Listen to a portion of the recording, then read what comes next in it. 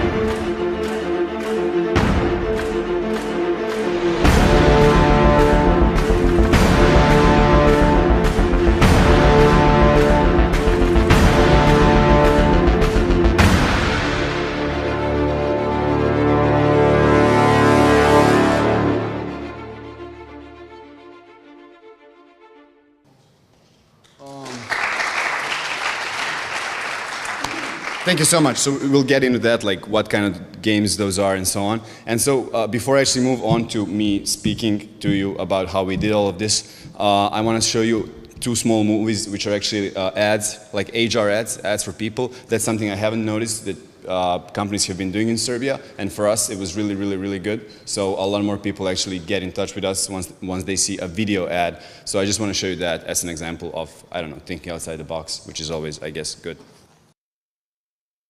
Have you read books out of the thirst for adventure, played games deep into the night, or stayed up late just to catch a flick? Are you a dreamer, a storyteller, the game designer we've been looking for? Then join us and get ready for a challenge. Write stories as part of the team, pitch ideas, and guide concept artists through thick and thin to realize the team's vision. Keep the vast design documents up to date and see the idea turn into landscapes as it steams through the production lines. Work hard on interactions, puzzles, hidden objects, and other game elements. Use your wit to give them purpose. Iterate, change, and adapt the designs with production underway in order to create a unique experience for our players. Solve tons of problems across multiple projects, but keep an eye on the clock. Time's not your friend. Breathe life into imaginary worlds after countless hours of writing and editing. Congratulations. You just made a game. Now, let's start again.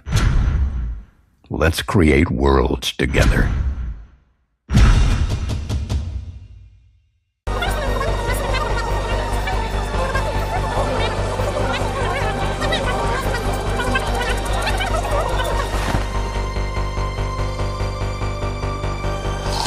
Is there a demon of creativity inside you, just waiting to break out?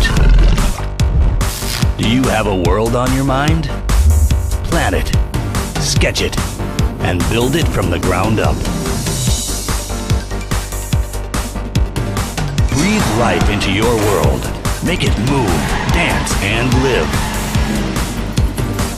You'll need to work fast, take care of deadlines, and make short work of your tasks. You'll need to work calmly, collectedly, in a dedicated team of professionals. A positive, motivating working environment of friends. Join the Eipix cinematic team and grow old with us. Take that small step for man and boldly go where no man has gone before. Apart, of course, from the members of the Eipix cinematic team.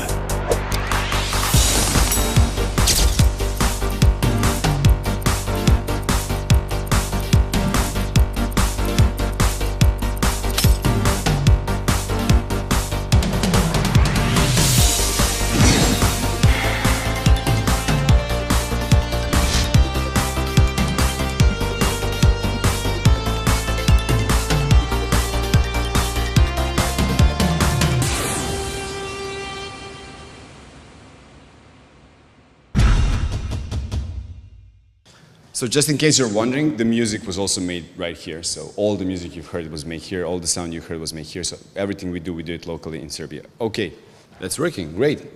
So I'm gonna be short. The idea is to inspire you. I was recently at a conference in Vršac, www Vršac, which is really good. And I listened to a guy called, oh my God, yeah, Gary, right? Yeah, Gary Whiteman, sorry, my brain just got stuck there for a moment. Yeah, he's an amazing guy, and he said this amazing thing which really changed my perspective on how I look at things. And he said, like, there are no answers, there are only experiences. Which I guess means, like, I can't tell you how to be rich, how to be happy, how to be successful, how to find a perfect partner for your company or your life. But I can tell you my experience, and then you can try and figure it out on your, on your own. So I come from a company called Eipix, and I'm just gonna turn on my timer just in case. I want to be sure that I don't go overboard. Which has been around for 10 years. It started in Novi Sad, which is the city where we are at the moment. Basically, when I was 5, I got my first computer, which was a Commodore 128. So it wasn't the 64 edition, it was 128. It had a 5.25-inch floppy disk, which at the time was really crazy. It was super high-tech because everybody had cassettes. But actually, there were not that many games for Commodore 128, so it could boot in the 64 mode. So yeah, I was a geek right from the beginning, so to speak, but I was never really into programming and math and sciences. I was like maybe sort of bipolar, a bit crazy. I like the arts, you know, more, but then I really like technology. And so I couldn't make a game on my own. I was like, I want to make a game, but I just don't know how to do it. So basically, for the next many years, I was just going around and like, hey, do you want to make a game with me? That was pretty much how that was working out. And just another thing, I do speak a lot these days, and so I don't really have time to make all of these slides. So the guys from my company, they actually made them for me. And so there are random quotes all over this, and I'm just going to explain that as we go. I really do like quotes, and for those of you here who speak Serbian, jako volim narodne umotvorine.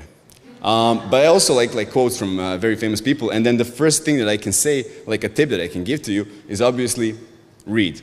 And read great books, and I'm going to recommend a few great books. Well, and Gary said another thing, which was like, everybody in this room who learned how to swim by reading a book, raise their hand. Right, so know that you can't really learn everything from books. So do read, but, you know, you have to know that some things you just have to do for yourself. Anyway, this is a really good one. So even before like going into my story and how we did what we did, we can really sum it up in a few sentences. And this is one of them. Like, choose a job you love and you will never have to work a day in your life. And this is really true. And then if you want to earn a bunch of money, work in a bank. That's one thing. Another thing, steal. I don't know, rob somebody. I think that's fairly like easy and quick. But for all the other people in this room who want to make something, and when I say make something, I mean make something of value. And that's a very important thing for me personally, value. Because Mr. Einstein said, do not become a man of success, become a man of value. And that's really important because we say like, wow, this guy, he's so successful. He has this great car, this great apartment. Is that valuable? You know, is that really valuable? Is that person really happy? Another great quote. I wish that you become as happy as you pretend you are. Wow, that's a really good one. Anyway, so just do what you love, and then the money will come as a statement that what you're doing is actually good. And if I just had a few like quick other things that I had to say, I'd be like, try to balance your life as much as you can, and that's going to be the hardest thing I think in your life. Like, how do I balance out work and private life, and you know, how do I balance anything? That's maybe the biggest question in life, and I don't have an answer for you. I'm just saying, like, because when you're aware that that is the biggest problem you face, then you know 50% of that is solved already because you're aware that that's a huge problem. And I would say listen to your stomach, so listen to your gut. I think a lot of people say that, so you can try to, like, you know, best case scenario, worst case scenario, your math, your data-driven science, blah blah blah. But you know, in the end of the day, if there was a way to make a hit, everybody would be making just hits. So you have to listen to your gut feeling, which I think is like a collection of your experiences so far, just on a subconscious level. And I mean, this is really important. A few years back, especially in America, it was like, you know, it doesn't matter what kind of person this guy is, but he's really good. He's a really great programmer. So I don't care that he goes on my nerves. He's you know, it's business, it's professional, nothing personal. That's a great American saying, nothing personal. Well, it is personal. So if you have somebody in the team who is really annoying you and you're just not feeling that person, or your stomach is telling to you like, this is not gonna be good for us, just let go of that person. That's my suggestion to you, because negative energy can really propagate really fast. So that person might actually write a few lines of code which are really good, but then everybody else in the team is going to be really disturbed by that person. So, and even I think in corporate America that's changing. So everybody, there's a book like the No Asshole Rule, I think, like the No Asshole Company. So yeah, check that out. Actually, I said I'm going to recommend a few great books. So book number 1, Masters of Private Equity and Venture Capital. That's an amazing book. And why is it amazing? Because it wasn't written by somebody who wants to give you answers like, hey, this is the way to do it. This is the way to make a great company. No. It's a book written by the biggest investors in the industry today. Those are people that have 80 years or more. Those are people that made Intel, made Levis, made Apple, made like the biggest companies in the world. So I suggest you read that. And generally, I like to read books that are written by people who have achieved something amazing. And the other series of books would be at work books. So those are founders at work, European founders at work, venture capitalists at work, coders at work, and gamers at work. So do check those. Nobody's writing down. I guess you all guys have amazing memories, which is super cool. Anyway, you've seen what we've done. We have 350 people. It's a huge company, blah, blah, blah. Everything's great. But for me personally, our journey has just begun. Because once you actually see that you can change something, that you can do something, that you can create something of value, then the journey really begins. But seriously, this is how it really began. So 10 years ago, in my flat, which I inherited from my dad, grandmother, which I really loved, that's us. And for those of you guys who are from Novi Sad, you maybe know of another great gaming company called Mad Hat. So the two guys on the right, they're the founders of that company. So later we separate and they start up this great other company. So you see how that looks. It's a flat. There's no Google. There's no Facebook, just so that you know. Anyway, so what's the plan? No plan, no idea, no money, no knowledge, no experience. A recipe for success, right? Well, it might look funny today, but at the time, the word startup didn't mean anything in Serbia. The word bootstrapping didn't mean anything in Serbia. You couldn't find a book in English in Serbia, and you pretty much couldn't leave Serbia because we were under embargo, and pretty much you couldn't receive any money from abroad. So it was really kind of banging your head in the wall and just trying to break it, and we actually broke it, which is kind of cool. Anyway, so I was just going on the street, like, do you want to make a game with me? Do you want to make a game with me? I actually found like a few guys, and we decided to make a futuristic sci-fi racer. That was our basic, maybe sketch. This is how we wanted it to look. And 3 years later, we made this. So 3 years, no sleep, no Saturdays, no Sundays, no New Year, no Christmas, just work, work, work, work, work, work, work. We make this.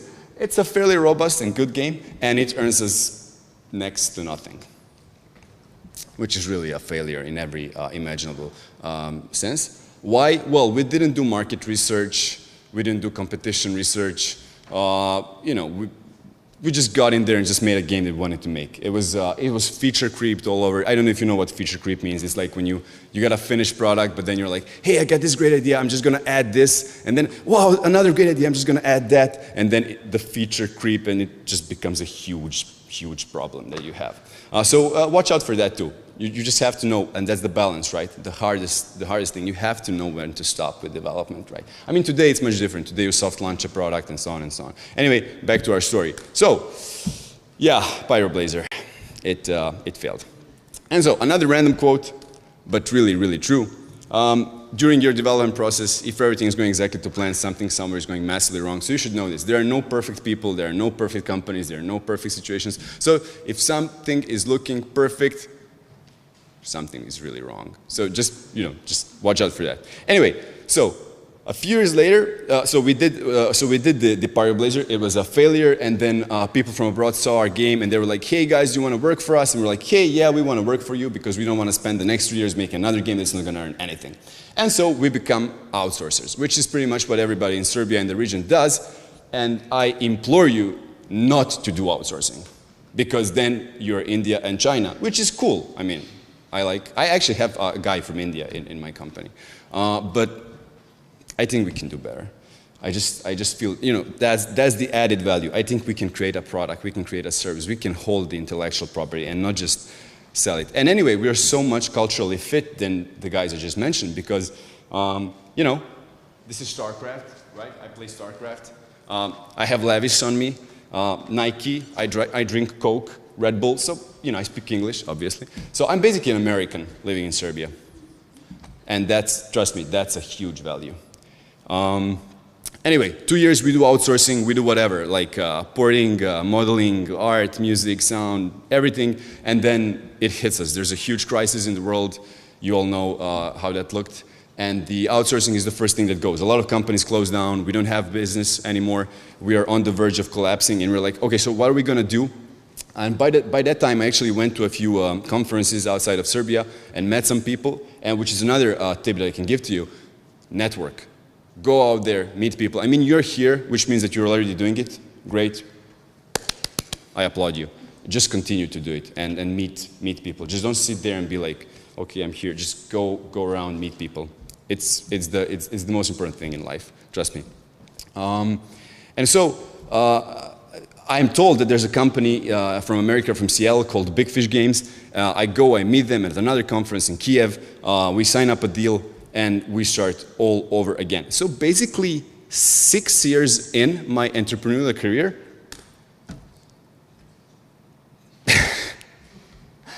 that's it, like me and those 3 guys in another flat of 20 square meters. So a failure again, damn. I mean, when I say this, it looks, I'm like, this guy doesn't know shit, sorry. Anyway, so signed a lot of contracts, burned a lot of contracts. We met Big Fish. They gave us the chance to do 1 game for them. So the thing that they do is casual games. For those of you that don't know casual, it means that the games are made for people who are not like core professional users of computers or technology. It's usually women, usually older women, usually based in America and Europe. And so we make a game for them called Hopa. In Serbian, it's really funny, Hopa Cupa. So Hopa, it's an acronym for Hidden Object Puzzle Adventure. And so this is the first Hopa game that we make for them. It's called Final Cut, Death on a Silver Screen. It was critically acclaimed. It was really good. And you know, based on the success of this 1 game, they actually gave us more games. And now a small interlude with another crazy quote, which is really a good one. Ideas and people are spread out evenly on the planet, but opportunity is not. So what that means is right here in this room, we have as many ideas as do the people in San Francisco, right? There's no difference, but they just have the opportunity, which we do not have here. So I implore you, if you want to do something with your life, you have to travel. I'm not saying leave Serbia. 30,000 people leave Serbia every year, and that's a horrible problem that we have. But just, you know, pack your bags, go there for a month, 2 months, 3 months. It doesn't have to be San Francisco. It can be London, Berlin, whatever. You just have to get out of here. Because, I mean, I don't want to talk to you about Serbia. You all live here, you all know. So that's a really important thing. Anyway, Hopas, what are they? Hidden Object Puzzle Adventure. It's basically an adventure that you watch through your own eyes, so it's a first-person view experience. You never see yourself as a player. And then there are some scenes that are called Hidden Object, where there's a list of items that you need to find. It sounds boring, but it's actually really, really, really funny. And this particular game was done in cooperation with Smithsonian, which is the biggest museum in the world, and I'm really, really proud to have worked with those guys. Unfortunately, or fortunately, Big Fish was acquired last year by CDI, which is a company that does gambling, and Smithsonian,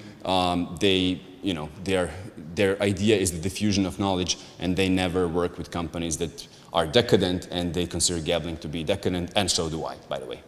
Anyway, moving on. So what I did, I actually made a factory for Hopas. So that's the thing. That's what differentiates us from anybody else. I was really hungry. I didn't know that at the time, but my American partners, they told me, Mirko, you're hungry.